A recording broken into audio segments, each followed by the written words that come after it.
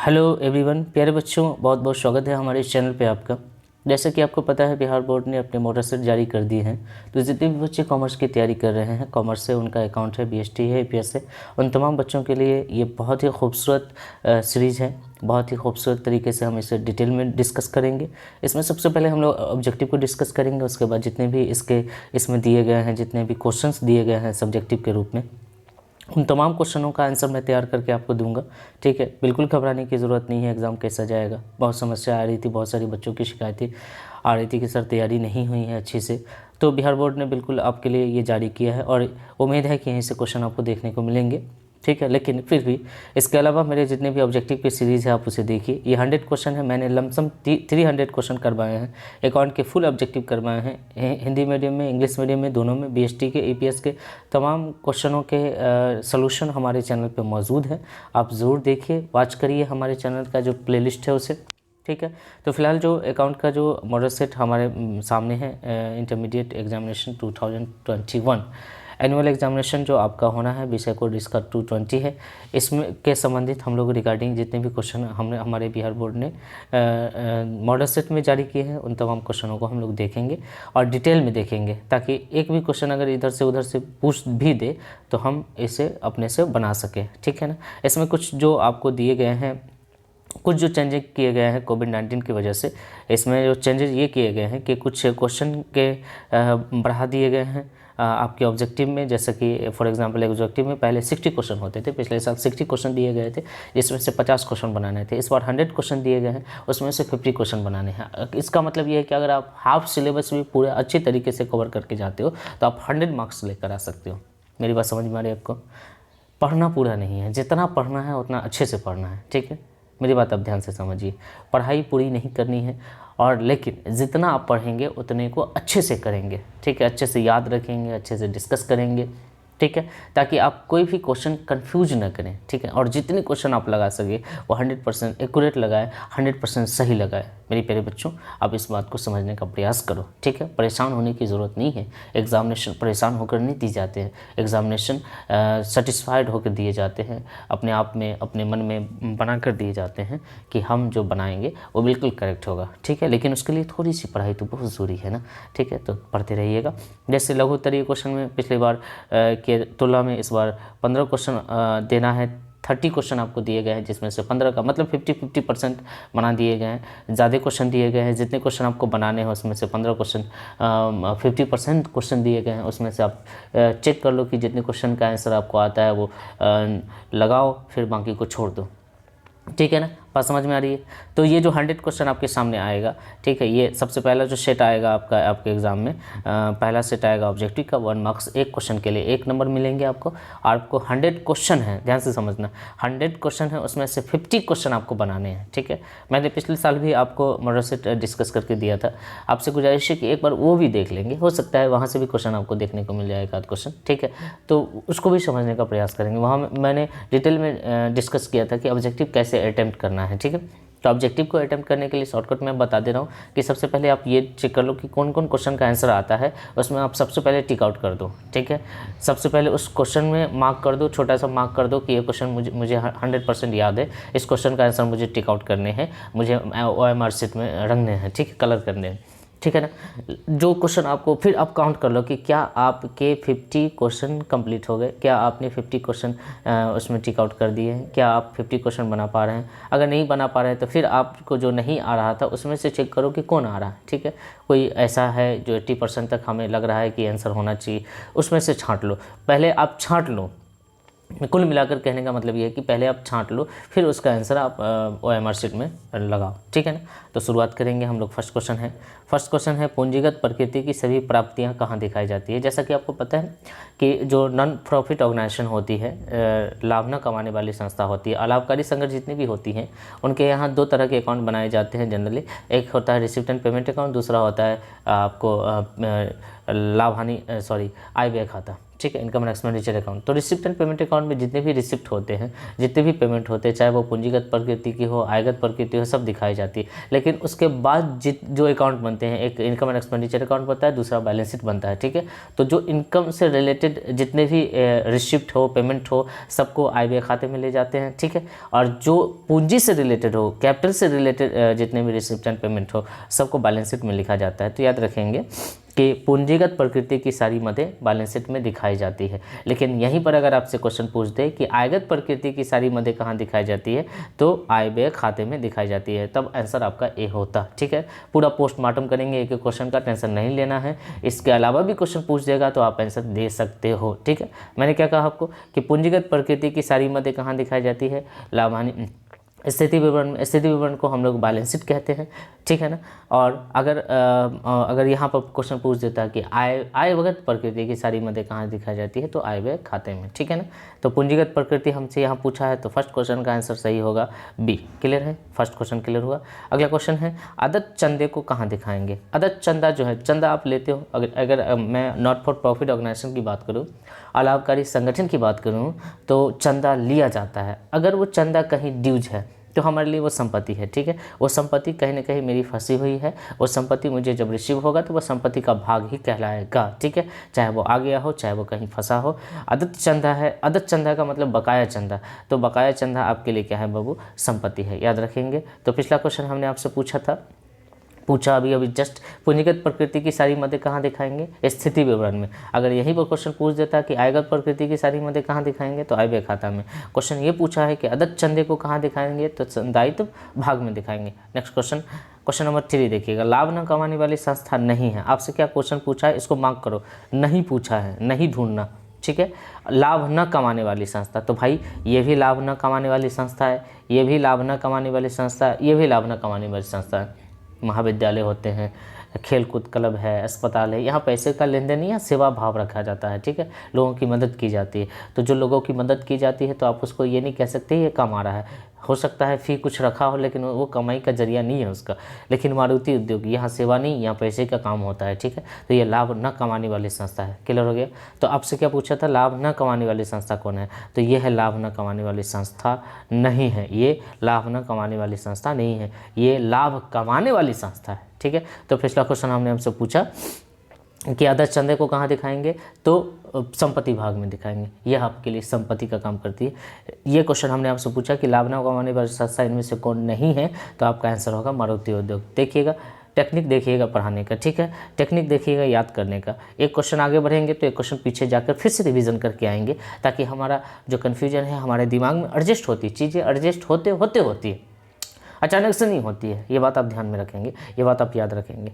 एक संस्था द्वारा प्राप्त चंदा क्या है, एक संस्था द्वारा प्राप्त चंदा अगर सीधे चंदा कह दिया है, ठीक है, याद रखेंगे, अगर सीधे चंदा कह दिया है तो आयगत प्रकृति होगी। लेकिन अगर विशेष चंदा होता, यहाँ पर कुछ स्पेसिफिक डोनेशन होता, तो ये पूंजीगत प्रकृति का हो जाता, राइट। तो जितने भी छोटे मोटे चीज़ होते हैं, छोटी मोटी रकम होती है, चंदा वगैरह छोटी मोटी रकम है, तो ये आयगत प्रकृति है। लेकिन विशेष अगर कह देगा, किसी खास उद्देश्य के लिए कह देगा, तो ये पूंजीगत प्रकृति हो जाएगी। किसी खास उद्देश्य के लिए एक मोटी सी रकम दी जाएगी, तो ये पूंजीगत प्रकृति हो जाएगी, पूंजी बन जाएगा इसका, ठीक है। ऐसे याद रखेंगे, मोटी रकम पूंजी बन जाएगी, ठीक है, इसलिए वो पूंजीगत प्रकृति हो जाएगी। लेकिन छोटी मोटी रकम जो चंदा वगैरह है, प्रवेश शुल्क है, ये सब आयगत प्रकृति है। क्लियर है, बात समझ गए। तो पिछला क्वेश्चन हमने आपसे पूछा था कि लाभ न कमाने वाला संस्थान नहीं है, तो आंसर होगा इसमें से मारुति उद्योग, ठीक है। ध्यान से पढ़ लेना, सीधे ऑप्शन देकर मत टिक कर देना, ठीक है ना। एक संस्था द्वारा प्राप्त चंदा क्या है, प्राप्त चंदा यहाँ पर आयगत प्रकृति है, आयगत प्रकृति है, आयगत प्राप्ति है।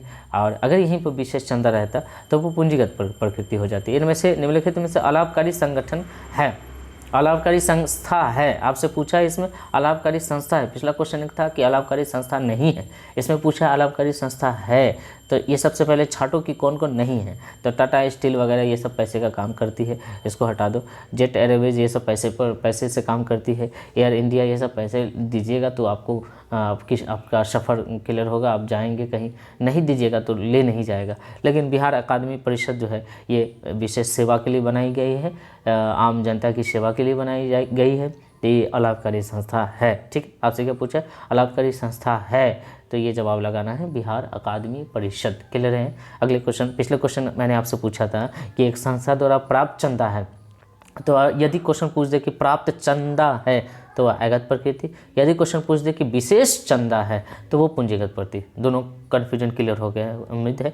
निम्नलिखित में से अलाभकारी संस्था है तो ये है बिहार अकादमी परिषद। अगला क्वेश्चन है एक क्लब द्वारा प्राप्त आजीवन सदस्यता शुल्क, यहीं पर देख लीजिए सदस्यता शुल्क छोटी मोटी रकम होती है, लेकिन अगर आजीवन कह देगा, ठीक है ना, आजीवन कह देगा कि पूरी ज़िंदगी का एक ही बार दे दिया गया है, ठीक है, तो वो एक मोटी रकम हो जाएगी, और जब वो मोटी रकम हो जाएगी तो पूंजीगत प्रकृति कहलाएगी। क्लियर हो गया, तो ये पूंजीगत प्रकृति है। पिछला क्वेश्चन क्या था, निम्नलिखित में से अलाभकारी संस्था है बिहार अकादमी परिषद। ये क्वेश्चन क्या है, एक क्लब द्वारा आजीवन सदस्यता शुल्क क्या है। अगर आजीवन सदस्यता शुल्क रहेगा, विशेष कुछ रहेगा, तो वो पूंजीगत प्रकृति हो जाएगी। अगला क्वेश्चन है गैर व्यापारिक संस्थाओं में देताओं के परिसंपत्तियों के अधिकों को क्या कहते हैं। जैसा कि आपने पढ़ा होगा, 11th में भी पढ़ा होगा कि capital equal to asset minus liability होता है। उसी तरीके से जो गैर लाभकारी संगठन होते हैं तो उसमें से जब कैपिटल में से एसेट में से बाहरी देवताओं को हम लोग घटा देते हैं, ठीक है, जो लायबिलिटी है, तो वो पूंजी निधि कहलाता है, ठीक है। वहाँ पे क्या कहते हैं, जो गैर व्यापारिक संगठन है उसी पूंजी को पूंजी निधि का नाम देता है, पूंजी निधि से डिनोट करता है, कैपिटल फंड से डिनोट करता है, ठीक है। The excess of asset over liability non trading organisation is treatment term as a capital fund, ठीक है। क्लियर हो गया। तो पिछला क्वेश्चन ये था कि क्लब द्वारा प्राप्त आजीवन सदस्यता शुल्क क्या है, तो जहां आजीवन लग गया है वो विशेष हो गया, और जो विशेष हो गया वो पूंजी हो गया, ठीक है। एक गैर व्यापारिक संस्था में देताओं पर परिसंपत्तियों के अधिक को हम लोग क्या कहते हैं बाबू लोग, यहाँ पर हम लोग पूंजी निधि कहते हैं। क्लियर हो गया। क्वेश्चन नंबर 8, चालू वर्ष के दौरान अग्रिम प्राप्त चंदा क्या है। तो अग्रिम प्राप्त चंदा क्या है, जो काम हुआ नहीं उसके लिए आपको पैसे मिल गए, आपके लिए दायित्व है, ठीक है। जो काम हुआ नहीं उसके पैसे आपको मिल गए, आपके लिए जिम्मेदारी है, आपके लिए दायित्व है, याद रखेंगे। Subscription receipt in advance during the current year and और लायबिलिटी। क्लियर है। पिछला क्वेश्चन ये था कि गैर व्यापारिक संस्थाओं में देताओं पर परिसंपत्तियों के अधिकों को क्या कहते हैं। यह रिजर्व क्वेश्चन आप याद कर लो, हमेशा पूछता है, ठीक है। क्या है, गैर व्यापारिक संस्थाओं में देताओं पर परिसंपत्तियों के अधिकों को हम लोग पूंजी निधि कहते हैं। प्यारे बच्चों, अगला क्वेश्चन था चालू वर्ष के दौरान अग्रिम प्राप्त चंदा क्या था। अग्रिम प्राप्त चंदा दायित्व है, ठीक है। जो काम हुआ नहीं उसके पैसे आपको मिल गए तो आपके लिए जिम्मेदारी है, ठीक है, कल को मांग सकता है, ये बात याद रखेंगे। एक स्कूल द्वारा वार्षिक उत्सव, ठीक है, कुछ विशेष काम के लिए, है ना, विशेष हो गया, ध्यान रखना, साल में एक बार होता है, ठीक है। एनुअल फंक्शन साल में एक बार होता है, के लिए प्राप्त चंदा क्या है, ठीक है। तो वार्षिक उत्सव के लिए प्राप्त चंदा, एक एनुअल फंक्शन के लिए जो प्राप्त चंदा होगा वो विशेष हो जाएगा, ठीक है। और वो विशेष हो जाएगा तो वो दिखना भी चाहिए, तो वो कैपिटल प्राप्ति होगा, पूंजीगत प्राप्ति कैपिटल रिसिप्ट हो जाएगा। क्लियर है। अगला क्वेश्चन है, पिछला क्वेश्चन हमने आपसे क्या पूछा था, चालू वर्ष के दौरान अग्रिम चंदा क्या है। चालू वर्ष के दौरान अग्रिम चंदा हमारा दायित्व है। ये क्वेश्चन हमने आपसे पूछा कि एक स्कूल द्वारा वार्षिक उत्सव के लिए जो चंदा दिया जाएगा वो पूंजीगत प्राप्ति है। अगला क्वेश्चन हमने आपसे पूछा है कि एक सामान्य साझेदारी में साझेदारों की अधिकतम संख्या कितनी है। तो डियर, एक सामान्य साझेदारी में साझेदारों की अधिकतम संख्या 50 है, ठीक है, याद रखेंगे। तो पिछला क्वेश्चन क्या था कि एक स्कूल के लिए जो एनुअल फंक्शन के लिए पैसे दिए गए वो खास हो गया, वो विशेष हो गया, अब बहुत सारी मोटी रकम मिलेगी वहाँ पे, ठीक है। तो एक पूंजीगत प्राप्ति है। और ये क्वेश्चन कहते हैं एक सामान्य साझेदारी में साझेदारों की अधिकतम संख्या 50 होती है। निम्नलिखित में से कौन सा लाभ का नियोजन है। देखिए, याद रखिएगा, लाभ का नियोजन पूंजी पर ब्याज है, ठीक है। जब लाभ होता है तो पूंजी पर ब्याज दिया जाता है, नहीं होता है तो नहीं दिया जाता है, इसका मतलब सीधा सीधा है, ठीक है। लाभ का नियोजन है, लाभ का विनियोजन है, ठीक है। Which of the following is appropriation of profit, ठीक है, इंटरेस्ट ऑन कैपिटल, ये याद रखेंगे। तो पिछला क्वेश्चन था कि in an ordinary partnership maximum number of partner can be 50, ठीक है, मैक्सिमम नंबर ऑफ पार्टनर 50 होगी। निम्नलिखित में से लाभ का नियोजन क्या है, पूंजी पर ब्याज। क्लियर है। 11 तक क्लियर हो गया। 12 नंबर क्वेश्चन है साझेदार का चालू खाता बनाया जाता है जब, याद रखेंगे कि चालू खाता की नौबत तब आएगी जब आपकी जो कैपिटल है वो फिक्स हो जाएगी। फिक्स हो जाएगी मतलब आप इसमें कोई लेन देन नहीं कर सकते, और जब इसमें भैया कोई लेन देन नहीं कर सकते हैं तो लेन देन जो होंगे पार्टनरों से, मेरी बात समझना, जो पार्टनरों से लेन देन होंगे उसको कहाँ दिखाया जाएगा, तो उसके लिए एक अलग से अकाउंट बनाया जाएगा, वो चालू खाता है, ठीक है, याद रखेंगे। याद करने की प्रयास ना करें, बिल्कुल ना करें, यह गलत बात है। याद करेंगे भूल जाएंगे, ठीक है, समझिए। याद करके जाइएगा ना एग्जामिनेशन हॉल में तो ऑप्शन देख के कन्फ्यूज हो जाइएगा और कहते हैं बौरा जाइएगा, इसलिए याद करने से बेहतर है कि हम उस चीज़ों को समझने का प्रयास करें। चालू खाता कब खोलेंगे, जब हमारा कैपिटल फिक्स हो जाएगा, एक जगह लॉक हो जाएगा। हमारा लेन देन कहाँ करेंगे, तो उसके लिए हम चालू खाता खोलेंगे, ठीक है। तो कैपिटल जब अस्थायी आधार पर आप बनाएंगे प्यारे बच्चों, तो चालू खाता हम लोग खोलेंगे। तो पिछला क्वेश्चन क्या था कि निम्नलिखित में से लाभ का का नियोजन है, या ऐसे पूछ देगा कि पूंजी पर ब्याज क्या है, तो लाभ का नियोजन है। ठीक है, पूंजी पर ब्याज क्या है, लाभ का नियोजन है। क्लियर हो गया। अगला क्वेश्चन है, साझेदार का चालू खाता बनाया जाता है। साझेदारों के पूंजी खाता जब रखे जाते हैं अस्थाई आधार पे। क्लियर है। उम्मीद है कि अगर ये 100 क्वेश्चन कंप्लीट अगर अच्छे से कर लेंगे तो 50 तो आप बना ही लेंगे। ठीक है, इसमें कोई डाउट नहीं है, 50 नंबर आपके आ जाएंगे। अगर एक आध क्वेश्चन में कंफ्यूज कर गए तो उसको छोड़ के बाकी आप 100% करके आएंगे, इसमें कोई समस्या नहीं है। इसके अलावा जो जितने भी थ्योरी है, जितने भी प्रैक्टिकल है, इसमें सब मैं करवाऊँगा। आप चैनल पर बने रहना। ठीक है, सब में एक एक क्वेश्चन का जो हमारा जो सोल्यूशन आएगा उसे ज़रूर ध्यान से देखना। ठीक है। साझेदारी संलेख के अभाव में साझेदार हकदार नहीं है। जैसा कि आपको पता है कि साझेदारी अधिनियम 1932 के अकॉर्डिंग अगर साझेदारी संलेख नहीं होता है, अगर एग्रीमेंट एब्सेंस होता है, तो हम पूंजी पर ब्याज वेतन नहीं देते हैं, कमीशन नहीं देते हैं, पूंजी पर ब्याज नहीं देते, अर्थात सभी नहीं देते हैं। ठीक है, तो हमारा क्या आंसर होगा, पूंजी पर ऑल। ठीक है, लेकिन क्या देते हैं, तो ऋण पर ब्याज हम लोग देते हैं। ठीक है, याद रखेंगे, साझेदार द्वारा दिए गए अग्रिम या ऋण पर ब्याज हम 6% की दर से देते हैं। कई बार बच्चे को देखा मैंने फंसते हुए। ठीक है, याद रखेंगे, पूंजी पर ब्याज नहीं देते हैं मतलब नहीं देते हैं। ठीक है, उसके लिए कोई 6%, कोई 10% नहीं। जैसे ही पूंजी पर ब्याज आ जाए नहीं देते हैं भाई, नहीं देते हैं। लेकिन ऋण पर ब्याज आ जाए तो भाई 6% की दर से देते हैं। तो पिछला क्वेश्चन हमने आपसे पूछा है कि साझेदार का चालू खाता कब बनाएंगे, तो जब पूंजी स्थिर होगा तब। ये क्वेश्चन हमने आपसे जस्ट पूछा कि साझेदारी संलेख के अभाव में साझेदार हकदार नहीं है, तो ना तो पूंजी वेतन देंगे, ना कमीशन देंगे, ना पूंजी पर ब्याज देंगे, इनमें से कोई नहीं देंगे। अगला क्वेश्चन है, यदि समान मासिक राशि प्रत्येक माह के शुरू में आहरण किया जाए तो समय पर ध्यान रखेंगे। याद रखेंगे, अगर प्रत्येक माह के शुरू में आहरण कर रहे हैं तो शुरू के लिए आपको 1 प्लस करके 2 से भाग लगाना है।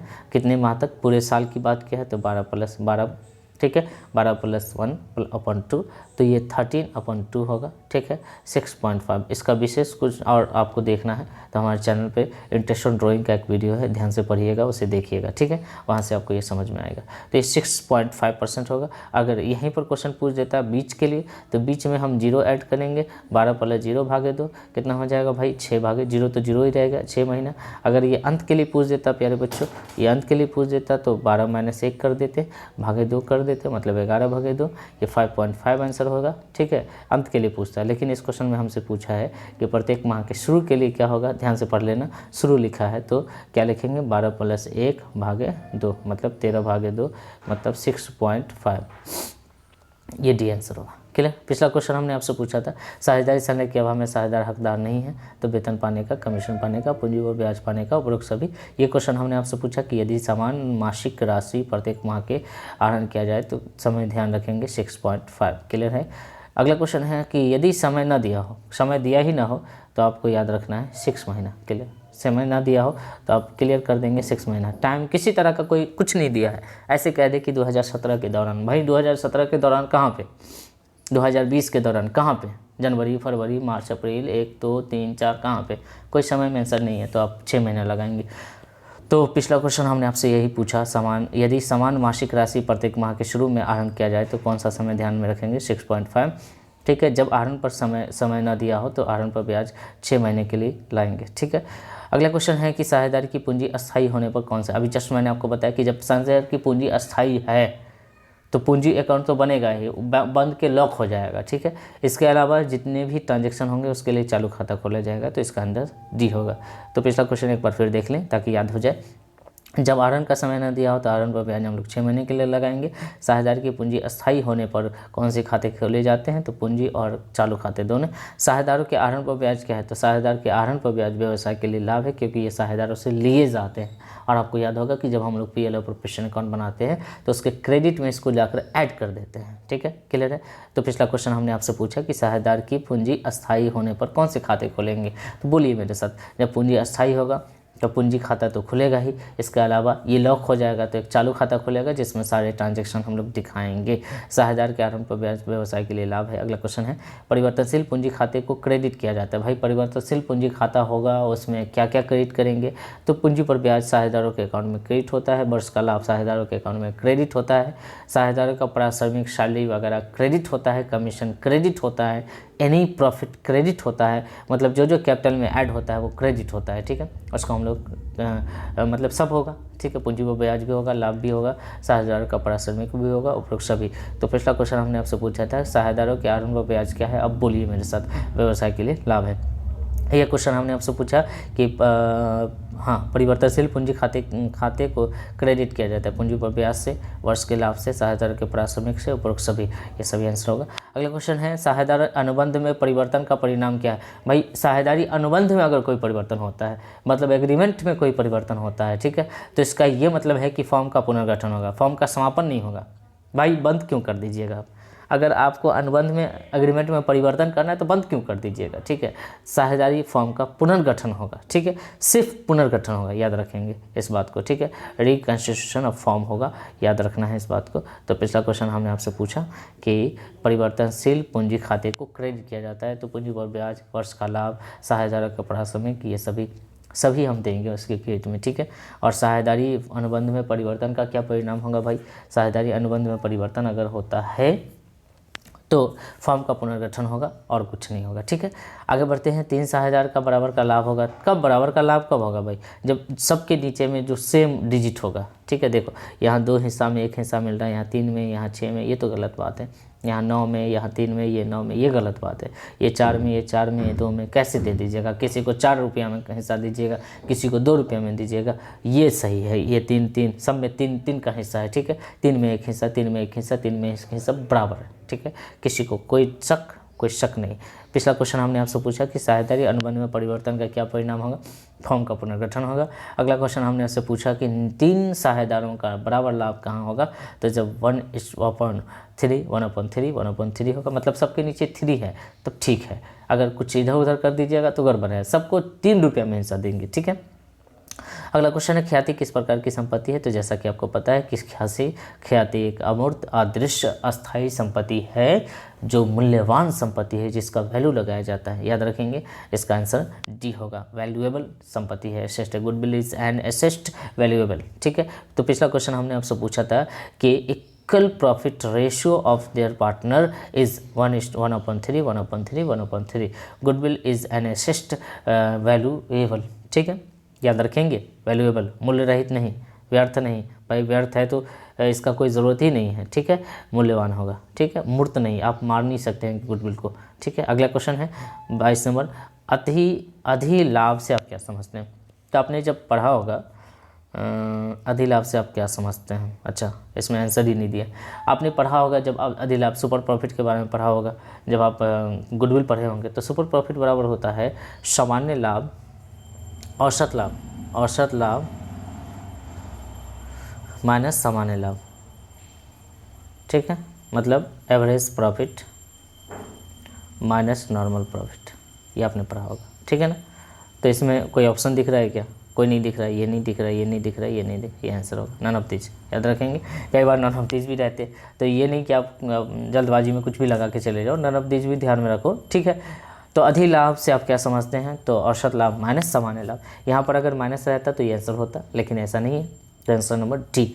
तो पिछला क्वेश्चन हमने आपसे पूछा कि ख्याति एक संपत्ति है, तो मूल्यवान संपत्ति है, याद रखना। अधिलाभ से आप क्या समझते हैं, औसत लाभ माइनस सामान्य लाभ। एकाकी व्यापार में ख्याति का मूल्यांकन आवश्यक नहीं है। भाई व्यापार बेचिएगा तो उस समय तो जो पार्टी होगा अगला वाला, उसके गुडविल लेंगे ना, भाई हमने मेहनत किया है, तो ये तो नहीं होगा। दायित्व का जब किसी का निर्धारण करेंगे तो वहाँ पर भी गुडविल लगाएंगे, ये भी नहीं होगा। संपदा जब निर्धारित करेंगे तो ये भी नहीं होगा, ठीक है। तो इसमें होना चाहिए कि जब आप व्यवसाय को बंद करेंगे, ठीक है, जब आप व्यवसाय को बंद करेंगे तो उस समय ख्याति का मूल्यांकन करने की आवश्यकता नहीं है। आपको यहाँ पे फंसाया है, ऑप्शन गायब कर दिया है, ठीक है। तो जब व्यवसाय को बंद करेंगे तो वहाँ पे गुडविल निर्धारण करने की ज़रूरत नहीं है, तो इसका आंसर 29 होगा, याद रखना है इसको।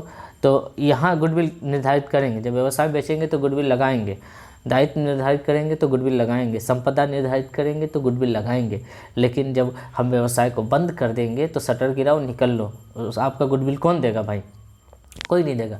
तो इनमें से कोई नहीं आंसर होगा। पिछला क्वेश्चन था कि अधिलाभ से आप क्या समझते हैं, तो अधिलाभ का इसमें कोई आंसर ही नहीं था, ऑप्शन नहीं था, तो इसका आंसर डी होगा। और सतलाभ माने सामान्य लाभ। एकाकी व्यापार में ख्याति का मूल्यांकन आवश्यक नहीं है, तो व्यापार बंद करते समय, तो इसमें भी ऑप्शन नहीं है, इसका आंसर नन ऑफ दीज होगा।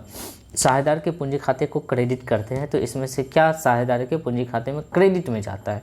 तो आपको याद होगा पूंजी पर ब्याज, capital plus interest on capital दोनों क्रेडिट में जाता है। आहरण हो गया, आहरण पर ब्याज हो गया, हानि हो गया, ये सब अकाउंट से कटता है, मतलब डेबिट में जाता है। जो कटता है उसको डेबिट करते हैं, ठीक है। तो इसमें से आंसर क्या होगा? ये होगा पूंजी पर ब्याज। समझने का प्रयास करना, याद करने का प्रयास तो बिल्कुल मत करना। तो पिछला क्वेश्चन था एकाकी व्यापार में ख्याति का मूल्यांकन आवश्यक नहीं है। तो व्यापार बेचते समय दायित्व के निर्धारण पर, संपदा के निर्धारण पर, इस सभी जगह पर गुडविल निर्धारित करना जरूरी है। लेकिन जब हम बंद करेंगे व्यवसाय को तो उस समय हमें गुडविल निर्धारित करने की ज़रूरत नहीं है। ये ऑप्शन इस क्वेश्चन में नहीं है, तो हमारा आंसर नन ऑफ दीज होगा। उसी तरीके का ये क्वेश्चन देखिएगा, साझेदार के पूंजी खाते को क्रेडिट करते हैं पूंजी पर ब्याज से। अगला क्वेश्चन है, नए साझेदार द्वारा नगद लाई गई राशि को ख्याति कहलाती है। जो साझेदार नगद लाता है ख्याति, उसको प्रीमियम कहते हैं। याद रखना है इस बात को, क्या कहते हैं? प्रीमियम लिखा भी जाता है, प्रीमियम ऑफ गुडविल, ठीक है। तो पिछला क्वेश्चन था साझेदार के पूंजी खाते को क्रेडिट करते हैं पूंजी पर ब्याज से, लेकिन आहरण पर ब्याज, आहरण, हानि, ये सब डेबिट किया जाता है। आपको कई बार ये बात बताया गया होगा आपके क्लासेज में।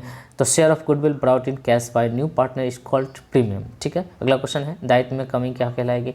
भाई आपके ऊपर कोई दायित्व है वो कम जाए तो आपके लिए प्रॉफिट की बात है, खुश हो जाइए, लाभ होने की बात है, ठीक है। तो दायित्व में कमी लाभ कहलाती है। अगर दायित्व में वृद्धि हो जाती तो हानि हो जाती, संपत्ति में कमी हो जाएगी तो हानि हो जाएगी, संपत्ति में वृद्धि हो जाएगी तो लाभ हो जाएगी। बहुत कॉमन चीज़ है। अब इसे अपने हाथ पर भी सोचेंगे, अपने अपने अपने स्तर पे भी सोचेंगे तो आपको ये बात समझ में आ जाएगी, ठीक है। किसी को समझाने की आवश्यकता नहीं है ये चीज़। तो पिछला क्वेश्चन हमने आपसे पूछा था कि नए साझेदार द्वारा नगद लाई गई ख्याति क्या कहलाती है? तो प्रीमियम कहलाती है। ये क्वेश्चन है, दायित्व में कमी आपके लिए प्रॉफिट है, मतलब लाभ है। प्यारे बच्चों, क्या है? लाभ है, ठीक है ना। मज़ा आ रहा है? तो मज़ा आ रहा है तो जल्दी जल्दी शेयर भी कर दीजिएगा इस वीडियो को अपने दोस्तों के बीच, जितने भी बच्चे हैं फैला दो, ठीक है। वीडियो वायरल हो जाना चाहिए, ऐसा कुछ हमारे लिए भी करो। हम आपके लिए मेहनत कर रहे हैं, बहुत सारी सीरीज में लेकर आया, मैंने बहुत काम किया इस पर, ठीक है, और आपके लिए बहुत मेहनत किया, लेकिन आप हमारे लिए कुछ नहीं कर रहे हैं। तो आपकी जिम्मेदारी बनती है कि आप थोड़ा सा इस वीडियो को अपने दोस्तों के बीच शेयर करें और उसे कहें कि देखें, डिस्कशन बेहतरीन है ना, बेहतरीन डिस्कशन हो रहा है। मैं एक एक क्वेश्चन पे फैक्ट डिस्कस कर रहा हूँ, ठीक है, ऐसा नहीं किसी ने आंसर टिक कर रहा हूँ, है ना। मैं फैक्ट डिस्कस कर रहा हूँ ताकि आपको समझ में आए और लंबे समय तक आपको याद रहे, ठीक है। एक नए साझेदार के प्रवेश के समय सामान्य संचय किसको हटाएंगे? जो जनरल रिजर्व प्रॉफिट का पार्ट होता है, याद रखेंगे, जनरल रिजर्व प्रॉफिट का पार्ट होता है। जब लोग प्रॉफिट कमाता है, ज़्यादा प्रॉफिट कमाता है, तो उसमें से कुछ पैसा रिजर्व करके रख लेता है बुरे वक्त के लिए।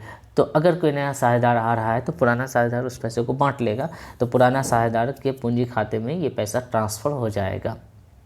ऑप्शन देकर फंसाया जा सकता है आपको कि नया साझेदार, सभी साझेदार, तो इसमें नहीं। इसमें अगर प्रवेश हो रहा है तो जो सामान्य संचय है वो सिर्फ पुराने साझेदार का है, क्योंकि प्रवेश के समय वो नया साझेदार उसका हकदार नहीं होगा, क्योंकि ये अभी वो आ ही रहा है बिजनेस में, वो काम भी नहीं किया है, तो उसको शेयर में कैसे दे दूंगा, ठीक है। तो ये क्या आंसर होगा? पुराना साझेदार, ठीक है। तो पिछला क्वेश्चन देखते हैं क्या था? दायित्व में कमी होने से, आपको चेक कर रहा हूँ कि याद है कि नहीं, जवाब दो, लाभ होगा, ठीक है ना। अगला क्वेश्चन है, एक नया साझेदार के प्रवेश के समय सामान्य संचय हस्तांतरित किया जाता है, तो साझेदार के पुराने साझेदार की पूंजी खाते में, याद रखना पुराना साझेदार, नयका को नहीं देंगे। सभी साझेदार भी मत लगाना, क्योंकि सभी साझेदार अगर लगा देते हैं तो नया भी उसमें शामिल हो जाएगा, ठीक है। सबको नहीं देंगे, सिर्फ पुराने साझेदार को देंगे, ठीक है। अगला क्वेश्चन है, एक नया साझेदार के प्रवेश पे संपत्ति के मूल्य में कमी को डेबिट करेंगे। जब संपत्ति का मूल्य कमता है तो उसका एंट्री होता है, आपको याद होगा। जब संपत्ति का मूल्य कमता है तो रिवैल्यूएशन अकाउंट डेबिट होता है और टू एसेट होता है, ठीक है।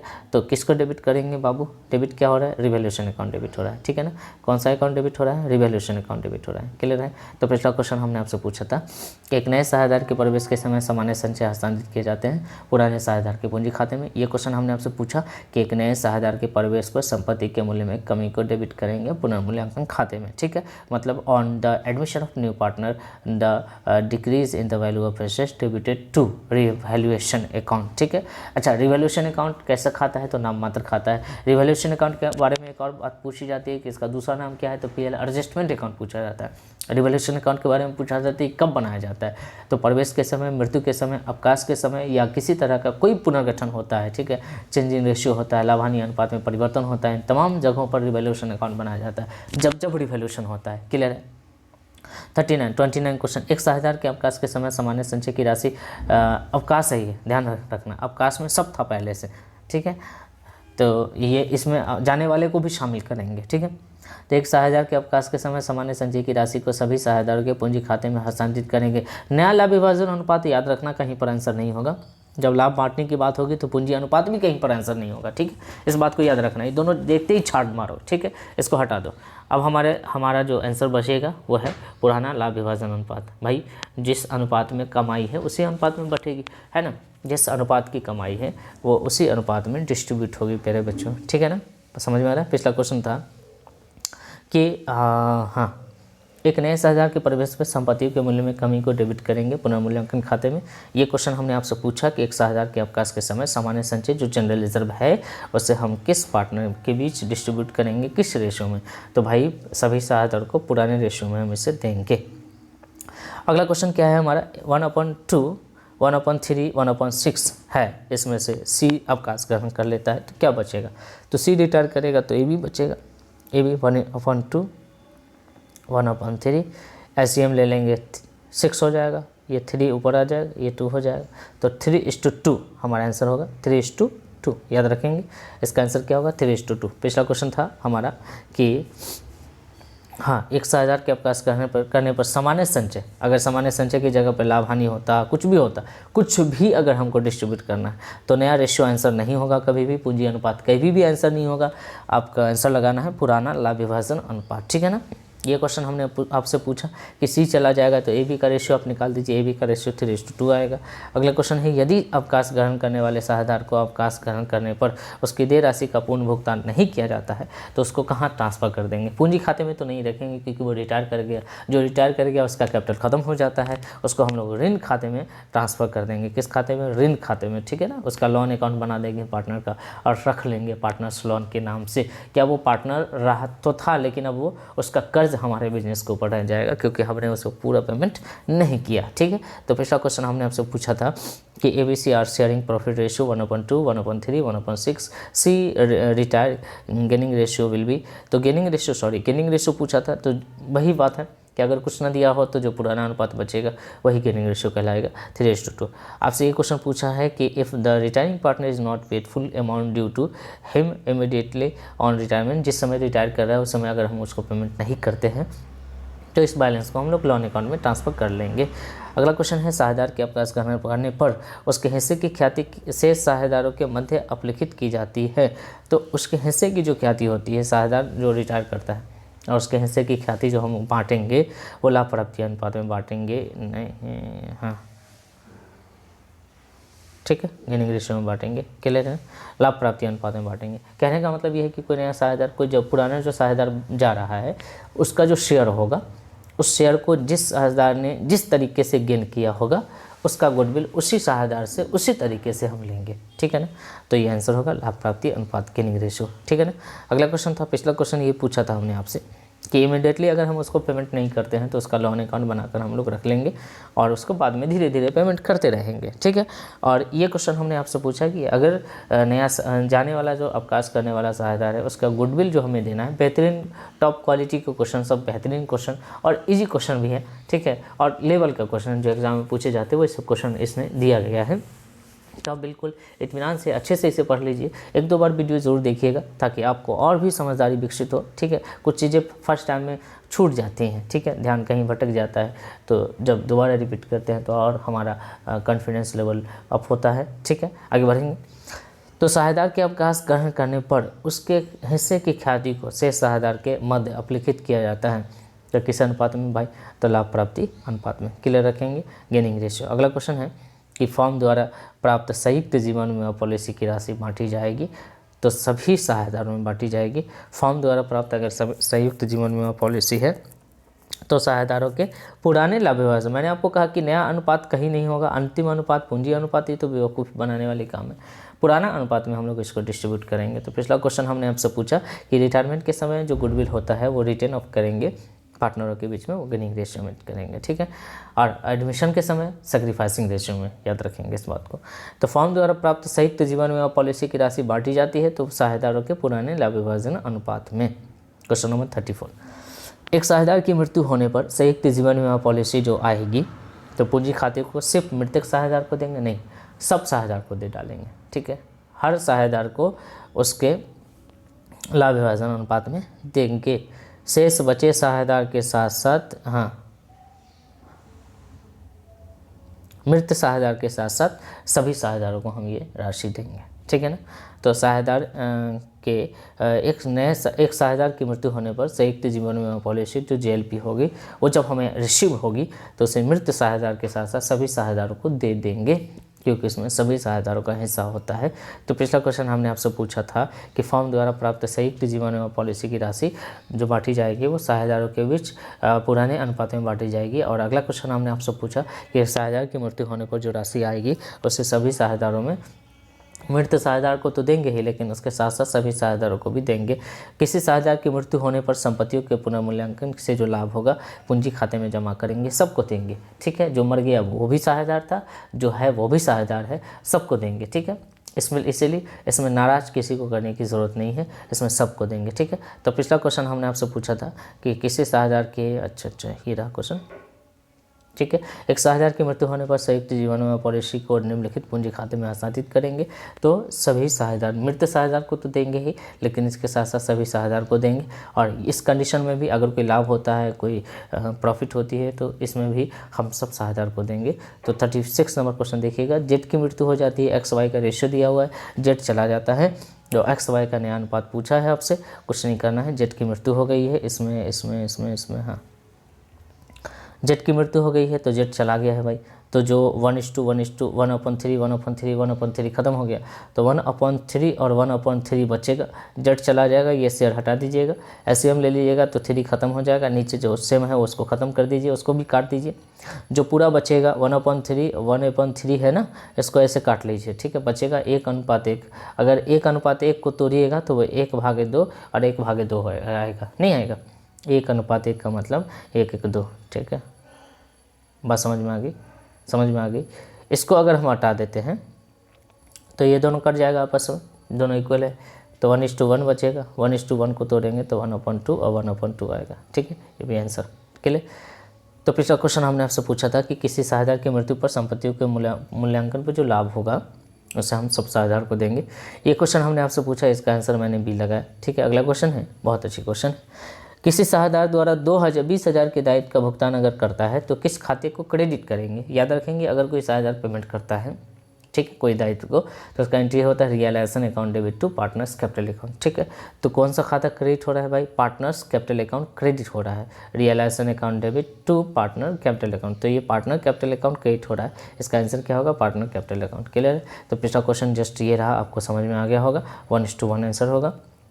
ये क्वेश्चन का आंसर क्या हो गया, साझेदारों का पूंजी खाता। अगला क्वेश्चन है, फॉर्म के समाप्त विघटन पर बैंक अधिविकर्ष को कहाँ हस्तांतरित करते हैं। भाई बैंक अधिविकर्ष भी कर्ज है तो इसको वसूली खाते में ट्रांसफर करेंगे। वसूली खाते से अगर कोई क्वेश्चन आपसे पूछता है तो वसूली खाता नाम मात्र खाता है, वसूली खाता विघटन के समय बनाया जाता है। आपसे अगर क्वेश्चन पूछ दे कि वसूली खाता कब बनाया जाता है, तो आप आंसर लगाएंगे जब साझेदारी फॉर्म का विघटन होता है, उस समय हम लोग वसूली खाता बनाएंगे। अगला क्वेश्चन है, संचित लाभ और संचय का हस्तांतरण सबको होगा। विघटन जब हो रहा है तो जो है सब है, सबको मिलेगा। साझेदारों के पूंजी खाते में ये पैसा सीधे ट्रांसफ़र होता है, ठीक है। चूँकि ये रखा हुआ प्रॉफिट है, इसको किसी अकाउंट से कोई मतलब नहीं है, ठीक है। ये रखा हुआ प्रॉफिट है, पार्टनरों का प्रॉफिट है, पार्टनर के कैपिटल में सीधे डिस्ट्रीब्यूट करके इसको दे देंगे, खुश हो जाएगा, क्लियर। अगले क्वेश्चन की तरफ बढ़ें। पिछला क्वेश्चन हमने आपसे पूछा कि फॉर्म के विघटन पर अधिविकर्ष जो है उसको हम लोग वसूली खाते में ट्रांसफ़र करते हैं, और संचित और संचय का हस्तांतरण हम लोग सीधे पार्टनर को दे देते हैं, ले जा भाई, ठीक है। फॉर्म के समापन पर वसूली खाते की हानि को किस खाते में ट्रांसफ़र करते हैं, तो वसूली खाते की जो हानि होती है वो भी हम लोग साझेदारों को देते हैं, ठीक है। लाभ भी आपका, हानि भी आपका, ठीक है। तो जो रिजर्व था वो भी लाभ का हिस्सा है, ठीक है। तो सीधे लाभ हम लोग सीधे पार्टनर को बांटेंगे। अगर कोई लाभ कैलकुलेटेड लाभ है तो उसको अदर कैलकुलेशन की ज़रूरत कहाँ है, उससे सीधे पार्टनर के बीच में अगर लाभ कैलकुलेट हो जाती है तो अंतिम स्थिति यह है कि उसे पार्टनर को दे देना है, ठीक है। रिजर्व हो, प्रॉफिट हो या किसी तरह का लॉस हो, तो ये इसे कन्फ्यूज नहीं होना है कि जो लॉस है या हानि है ये सीधे पार्टनर को जाएगा, ठीक है। कोई भी लाभ है, हानि है, सीधे पार्टनर को जाएगा, रिजर्व है सीधे पार्टनर को जाएगा, ठीक है ना। अदर कुछ होगा तो हम सोचने का प्रयास करेंगे। तो जिस तरीके से ये संचित लाभ हानि है, सीधे लाभ है, सीधे हम लोग पार्टनर को देंगे, इसको किसी अकाउंट से कोई मतलब नहीं है। यहाँ भी देख लेंगे, लाभ हानि है, सीधे हम लोग पार्टनर को देंगे, ठीक है। लाभ हानि आखिरी स्टेज ये होती है कि हम पार्टनर को दे डालें। ठीक है, अगला क्वेश्चन है साझेदारी फॉर्म के समापन के समय कृत्रिम संपत्ति जैसे मान लो गुडविल वगैरह है तो उससे भी वसूली होती है। उसको देखो यहाँ पर है ना, कृत्रिम संपत्ति या लाभ हानि होता है तो सीधे पार्टनर को दे देते, ठीक है। लेकिन अब ये कृत्रिम संपत्ति है तो जो संपत्ति होती है, यहाँ जो संपत्ति होती है वसूली खाते में हम लोग ट्रांसफ़र करते हैं, याद है ना आपको। ठीक है, अगला पिछला क्वेश्चन था कि फॉर्म के समापन पर वसूली खाते की हानि को हम लोग, हानि दिख गया, लाभ दिख गया, हम लोग सीधे क्या करेंगे, पार्टनर को दे डालेंगे। ठीक है, लेकिन यहाँ पर हानि लाभ नहीं है, यहाँ पे भाई कृत्रिम संपत्ति है तो संपत्तियों को सबसे पहले वसूली खाते में ट्रांसफ़र किया जाता है। ठीक है, और उससे वसूली की जाती है। क्लियर है, तो वसूली खाता आंसर होगा। अगला क्वेश्चन है फॉर्म के समापन में सबसे अंत में कौन सा खाता बनाया जाता है। तो सबसे अंत में पैसों का मिलान होता है ताकि कोई पैसे इधर उधर ना हो गए हों, रोकड़ खाता बनाया जाता है। और जब पैसे का मिलान हो जाता है तो फॉर्म का विघटन खत्म हो जाता है, सब अपने अपने घर अपने अपने रास्ते। ठीक है ना। तो पिछला क्वेश्चन हमने आपसे पूछा था कि साझेदारी फॉर्म के समापन पर कृत्रिम संपत्तियों का हस्तांतरण कहाँ किया जाता है, तो वसूली खाते में। अगर यहीं पर कोई लाभ होता, हानि होता तो सीधे पार्टनर को देते। क्लियर। फॉर्म के समापन पर सबसे अंत में कौन सा खाता बनाया जाता है, तो रोकड़ खाता बनाया जाता है। अगला क्वेश्चन है यदि फॉर्म की कुल संपत्ति 3,25,000 है और कुल बाहरी लेनदार आपका 45,000 है तो साझेदारों की पूंजी राशि कितनी होगी। तो संपत्ति में से बाहरी लेनदार आप माइनस कर दीजिए। सबसे पहले इसमें से 25,000 माइनस कर दीजिए तो 3 लाख बचेगा। फिर 20,000 माइनस कर दीजिए, मतलब 45,000 घटाना है ना, तो पहले 25 माइनस घटा लीजिए, आपको जैसे घटाना हो। इसका आंसर 2,80,000 आएगा। ठीक है ना। पिछला क्वेश्चन था कि फॉर्म के समापन पर सबसे अंत में कौन सा खाता बनाया जाता है, तो सबसे अंत में बाबू लोग रोकड़ खाता या बैंक खाता बनाया जाता है। यदि फॉर्म की कुल संपत्ति 3,25,000 है, कुल बाहरी लेनदार 45,000 है, तो इसका आंसर 2,80,000 होगा। अगला क्वेश्चन है फॉर्म के विघटन पर साझेदार के ऋण खाते का हस्तांतरण कहाँ होगा। ये क्वेश्चन बहुत बार फंसाता है बच्चों को। ऋण खाता, साझेदारों के ऋण खाते जो होते हैं वो सीक्वेंस ये होता है कि साझेदारों का जो ऋण खाता होता है वो वसूली खाते में ट्रांसफ़र नहीं होता है, और साझेदारों का ऋण खाता कैपिटल अकाउंट में भी ट्रांसफ़र नहीं होता है क्योंकि वो स्पेशल है। तो उसके लिए एक अलग अकाउंट बनता है जिसका नाम साझेदारों का ऋण खाता ही है। तो उसको पार्टनर्स ऋण अकाउंट, पार्टनर्स लोन अकाउंट में स्पेशली बनाकर ट्रांसफ़र किया जाता है। पार्टनर्स लोन अकाउंट बनाकर उसे स्पेशली पेमेंट किया जाता है। ठीक है। फॉर्म के विघटन पे साझेदारों का ऋण खाता ना तो यहाँ जाएगा, ना यहाँ जाएगा, ना यहाँ जाएगा, ये आंसर होगा नन ऑफ दीज। मतलब साझेदारों का ऋण खाता का खुद एक अकाउंट होता है, ऋण खाता अकाउंट, उसको अलग से कहीं ट्रांसफ़र करने की ज़रूरत नहीं है, उसको उसी अकाउंट में पेड करना है। जिसका कोई अकाउंट नहीं होता उसको ट्रांसफ़र करेंगे, इसका खुद एक अकाउंट है, इसको हम डायरेक्ट पेड करेंगे। क्लियर। आगे है न्यायालय द्वारा अगर एक साझेदार को घोषित कर दिया गया है दिवालिया तो अनिवार्य रूप से आपको बिजनेस बंद करनी पड़ेगी। तो यहाँ पर कहेंगे अनिवार्य समापन। ठीक है ना, क्या करेंगे, अनिवार्य समापन। पिछला क्वेश्चन था फॉर्म के विघटन पर साझेदारों के ऋण खाते को याद रखेंगे, कंफ्यूज नहीं होंगे कहीं भी नहीं, इसका खुद एक अकाउंट होता है नन ऑफ दिस। ठीक है, याद रखना है। न्यायालय द्वारा अगर साझेदार का दिवालिया होता है तो घोषित होता है तो फॉर्म विघटन होता है अनिवार्य रूप से। चलिए अगले क्वेश्चन की तरफ बढ़ते हैं। यदि 10 रुपया वाला समतांश 12 रुपया में निर्गमित हो रहा है, मतलब 10 का रेट है, 12 ले रहे हैं, 2 रुपया अधिक ले रहे हैं। ठीक है, तो देखिए अधिक कहाँ लगा हुआ है, अधिक अधिक अधिक भाई सम लगा है, कटौती लगा, ये रहा अधिक। ठीक है, अधिमूल्य। क्लियर है, याद रखेंगे, बहुत ईजी क्वेश्चन था ये। तो पिछला क्वेश्चन ये था हमसे कि न्यायालय द्वारा अगर किसी साझेदार को दिवालिया घोषित कर दिया जाता है मेरे प्यारे बच्चों, तो ऐसी स्थिति में अनिवार्य रूप से आपको व्यवसाय बंद कर देना है और बंद करके अपने घर चले जाना है। ठीक है ना। अगला क्वेश्चन हमने आपसे पूछा है कि यदि 10 रुपया वाला समतांश को 12 रुपया में निर्गमित करते हैं तो 2 रुपया आपका क्या होगा, अधिमूल्य होगा। अंशों के निर्गमन में अधिलाभ का उपयोग किया जाता है। अधिलाभ का उपयोग कहाँ करेंगे भाई, तो बोनस अंशों के निर्गमन के लिए हम लोग अधिलाभ का इस्तेमाल करेंगे, या लाभ वितरण के लिए करेंगे, या और सामान्य संचय हस्तांतरण के लिए करेंगे। ठीक है ना। तो क्वेश्चन क्या है, फिर से पढ़ लीजिए कि अधिलाभ का वितरण हम लोग अंशों के निर्गमन पर अधिलाभ का जो वितरण है वो हम लोग किस लिए करेंगे, तो बोनस अंशों के लिए निर्गमन के लिए हम लोग करेंगे। ठीक है ना। तो जो अधिलाभ हमारे पास आता है उसके लिए हम बोनस अंशों के निर्गमन के लिए हम उसका इस्तेमाल करेंगे। क्लियर है। तो पिछला क्वेश्चन हमने आपसे पूछा था कि यदि 10 रुपया वाला समतांश 12 रुपया में निर्गमित किया जाता है तो 2 रुपया आपका अधिमूल्य है। अगला क्वेश्चन हमने आपसे पूछा कि अंशों के निर्गमन पे अधिलाभ का उपयोग किया जाता है तो बोनस अंशों के निर्गमन के लिए किया जाता है। नेक्स्ट क्वेश्चन है दायित्व की कुल राशि सम्मिलित है। दायित्व की कुल राशि का मतलब समझते हैं हम कि जो पैसा हमको कोई दे देगा वहाँ से हमारी जिम्मेदारी स्टार्ट होगी। ठीक है, दायित्व की कुल राशि मतलब जहाँ से हमारी जिम्मेदारी स्टार्ट होगी। ठीक है, हमारे पास अथॉरिटी है कहाँ की जिम्मेदारी? कोई जिम्मेदारी नहीं। हमने निर्गमन किया, कोई जिम्मेदारी नहीं। मतलब ये है कि ये समझ लो, एक एग्जांपल लेते हैं, मुझे 10,000 रुपये की ज़रूरत है, ठीक है, 10,000 रुपया हमने आपसे मांगे, ठीक है ना, 10,000 रुपया आपने सब्सक्राइब भी किया, लेकिन आपने मुझे 5,000 रुपया दिया, ठीक है ना, तो हमारी जिम्मेदारी सिर्फ 5,000 की है, ठीक है, याद रखेंगे। तो जो दायित्व की कुल राशि है वो सम्मिलित होता है चुकता पूंजी में, याद रखना है, paid up capital. Total amount of liability शायद इंक्लूड पेड ऑफ कैपिटल, इसको याद रखेंगे। तो पिछला क्वेश्चन हमने आपसे पूछा था कि अंशों के निर्गमन में अधिलाभ का जो उपयोग है वो बोनस अंशों के निर्गमन के लिए होता है। अगला क्वेश्चन है, दायित्व की कुल राशि सम्मिलित होती है चुकता पूंजी में, जितना आप मुझे चुका देंगे उतनी ही जिम्मेदारी हम लेंगे आपका, ठीक है। अगला क्वेश्चन है, अंश आवंटन खाता है, तो ये व्यक्तिगत खाता है, याद रखेंगे। अंश आवंटन खाता क्या है? व्यक्तिगत खाता। अंश आवंटित हम किसको करते हैं? किसी व्यक्ति को करते हैं, किसी संस्था को करते हैं। तो किसी व्यक्ति और किसी संस्था से संबंधित जो खाता होता है उसे व्यक्तिगत खाता कहते हैं। अगला क्वेश्चन है, तो पिछला क्वेश्चन हमने आपसे पूछा था कि दायित्व की कुल राशि सम्मिलित है चुकता पूंजी में, याद रखेंगे इस बात को। अगला क्वेश्चन हमने आपसे पूछा कि अंश आवंटन खाता होता है तो व्यक्तिगत खाता होता है, इसको याद रखना है। अंश आवंटन खाता व्यक्तिगत खाता होता है। अगला क्वेश्चन है, अंशों के अधिमूल्य को आर्थिक चिट्ठा में कहाँ दिखाएंगे? याद रखना है, अंशों के अधिमूल्य को आर्थिक चिट्ठा में हम लोग कहाँ दिखाएंगे? तो एक याद होगा आपको कि अंशों के अधिमूल्य को हम लोग आर्थिक चिट्ठा में, जब हम लोग बैलेंस शीट बनाते हैं तो एक कॉलम बनाते हैं शेयर होल्डर फंड का, ठीक है। तो शेयर होल्डर फंड के अंतर्गत तो जो शेयर कैपिटल होता है उसमें रिजर्व एंड सरप्लस का एक कॉलम होता है, जिसमें हम लोग जिसमें हम लोग दिखाते हैं इसको अधिमूल्य को। तो ये आर्थिक चिट्ठा के दायित्व पक्ष में हम लोग दिखाते हैं, इसको याद रखेंगे। सिंपली आर्थिक चिट्ठा के दायित्व पक्ष में हम लोग दिखाते हैं। तो पिछला क्वेश्चन हमने आपसे पूछा था कि अंश आवंटन खाता कैसा खाता है? तो व्यक्तिगत खाता है। पर्सनल अकाउंट है, share allotment account is personal account, ठीक है। अंशों के अधिमूल्य पर premium on issue of share is shown on which side of balance sheet? तो लायबिलिटी साइड में, हम लोग इसे लायबिलिटी साइड में शो करते हैं, इसे दिखाते हैं, ठीक है। तो ये वीडियो नंबर पार्ट 1 है। इसमें मैंने 50 क्वेश्चन करवाए हैं। अगले पार्ट में मैं 50 क्वेश्चन करवाऊंगा। चूँकि वीडियो लंबा हो जाएगा तो आपको भी देखने में मज़ा नहीं आएगा। इसके बाद जब ये कंटिन्यू हो जाएगा तो हम लोग कंटिन्यू इसका जो थ्योरी सेक्शन है, जो प्रैक्टिकल सेक्शन है, पूरा हम करवाएंगे, ठीक है।